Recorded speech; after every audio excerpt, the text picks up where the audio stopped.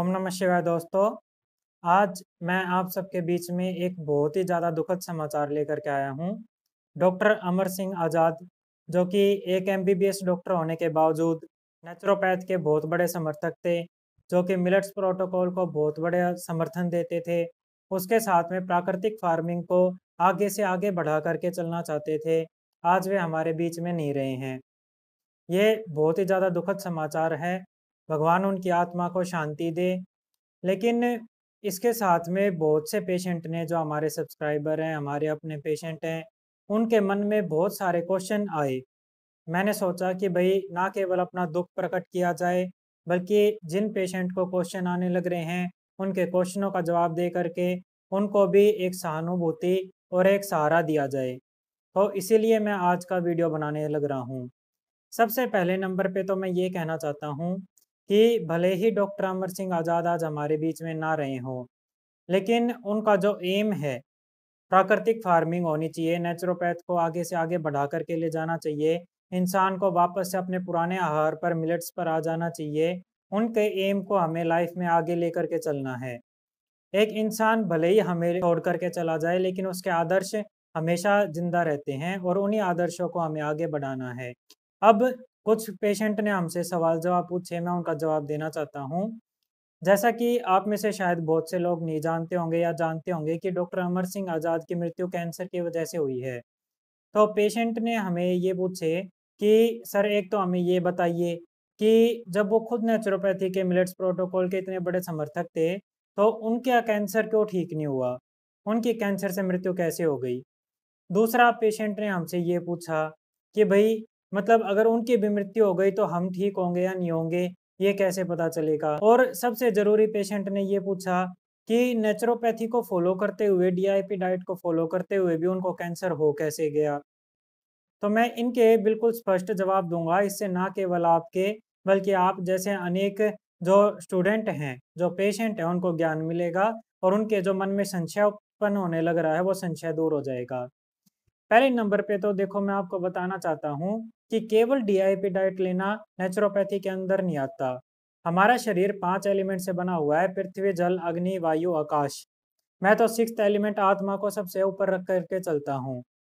हम भले ही खाने-पीने को लेकर के अपनी डाइट रूटीन को सुधार लें, लेकिन आज के टाइम पे पर्यावरण को इतना नुकसान पहुँचने लग रहा है कि कहीं पर भी कोई भी ज़्यादा शुद्ध चीज़ें बची नहीं हैं। पानी को हमने अशुद्ध कर दिया है, उसको भी हमें प्योर करके पीना पड़ता है। हवा को हमने अशुद्ध कर दिया है, हवा को तो उसके लिए पेड़ बहुत ज़्यादा लगाने चाहिए, लेकिन उतनी मात्रा में हम लगा नहीं रहे हैं। और उसके साथ में खाने को हम केवल केमिकल की सहायता से उगाने लग रहे हैं। ऑर्गेनिक फूड जहाँ पर उगाया जाने लग रहा है, बहुत महँगा मिलता है। उसके साथ में एक मानसिक टेंशन कितनी होती है, एक डॉक्टर के ऊपर कितनी टेंशन होती है, इसका तो कोई अंदाज़ा ही नहीं लगाया जा सकता है।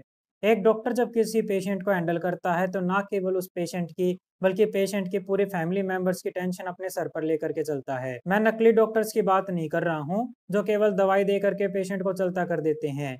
मैं डॉक्टर अमर सिंह आज़ाद जैसे अच्छे डॉक्टर्स की, नेक डॉक्टर्स की बात कर रहा हूँ, जो पेशेंट से अपने दिल का कनेक्शन बना करके उनको ठीक करने का प्रयास करते हैं। तो इस प्रकार से अगर पाँचों एलिमेंट्स में से किसी भी प्रकार के एलिमेंट में हमें प्योरिटी नहीं मिलने लग रही है, मानसिक टेंशन ज़्यादा रहने लग रही है, तो वो भी कहीं न कहीं हमारी बीमारी को कंट्रीब्यूट कर सकते हैं, हमारे शरीर में बीमारी को उत्पन्न कर सकते हैं। दूसरे नंबर पे मैं आपको बताना चाहता हूँ कि डॉक्टर अमर सिंह आज़ाद की मृत्यु से आपको बीमारी के डायग्नोसिस की इम्पोर्टेंस पता चल चुकी होगी।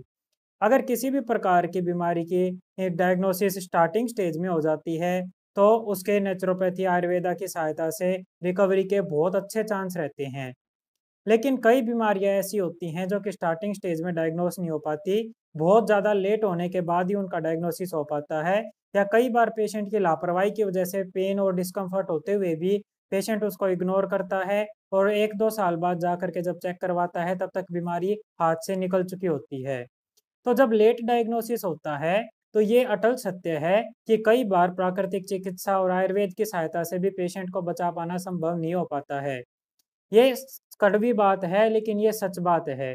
और सच्चाई कड़वी होती है, लेकिन इसकी सबसे अच्छी बात ये होती है कि ये सच होती है। पेशेंट अगर प्रारंभिक स्टेज में ही प्राकृतिक चिकित्सा, आयुर्वेद को अपनाता है, तो उसके रिकवरी के बहुत अच्छे चांस होते हैं। लेकिन लेट होने के बाद भी रिकवरी के कुछ चांस होते ही हैं, लेकिन ऐसा संभव नहीं हो पाता कि पेशेंट की जान बची जाए। क्योंकि मृत्यु तो अटल सत्य है।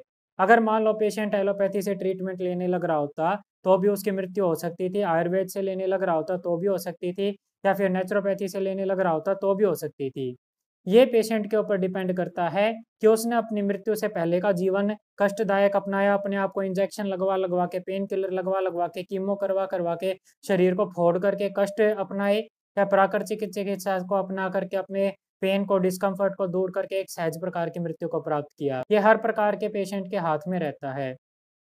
तो अब आप समझ चुके होंगे कि डॉक्टर अमर सिंह आज़ाद की बीमारी का कारण क्या था। बीमारी का कारण, मुख्य कारण जो माना जा सकता है, वो पर्यावरण का अशुद्धिकरण होगा, जो पर्यावरण अशुद्ध होता जा रहा है। दूसरे नंबर पे जो उनके ऊपर आयुर्वेद या नेचुरोपैथी से उनकी बीमारी रिवर्स नहीं हुई, उसका कारण जो माना जा सकता है, वो माना जा सकता है कि उनकी बीमारी बहुत ज्यादा बढ़ चुकी थी। तीसरे नंबर पे पेशेंट ने ये पूछा, क्या आप ठीक हो जाओगे या नहीं आओगे।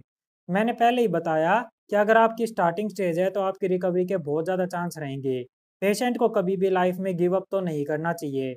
अगर आपने गिव अप कर दिया इस वजह से कि उस बंदे ने नेचुरोपैथी अपनाई लेकिन वो ठीक नहीं हुआ, इस वजह से अगर आप गिव अप कर देते हो तो फिर तो आपको ट्रीटमेंट लेने की आवश्यकता है ही नहीं। आपने तो मृत्यु आने से पहले ही मृत्यु को स्वीकार कर लिया।